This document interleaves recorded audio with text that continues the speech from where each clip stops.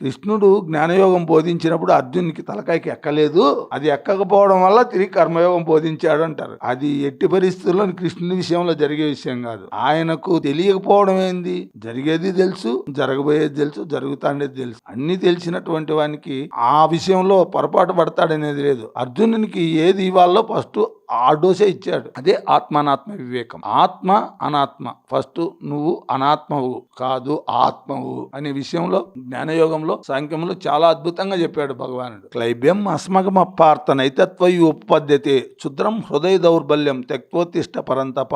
ఓ అర్జున, నీవు పిరికితనమునకు లోను కావద్దు, ఇది నీకు ఉచితం కాదు. ఓ పరంతప, క్షుద్రమైన హృదయ దౌర్బల్యమును వీడి యుద్ధమునకు సిద్ధము కమ్ము. ఫస్ట్ డోస్ ఆయనకి ఎక్కిలా, ఇంజక్షన్ ఎక్కితేనే తెలీదు. ఓ అర్జున, నీవు పిరికితనమునకు లోను కావద్దు, ఇది నీకు ఉచితము కాదు, నీకు సంబంధించింది కాదు. పిరికితనం అనేది నీకు రాకూడదు, రాలే ఇంతవరకు, ఇప్పుడు వచ్చింది.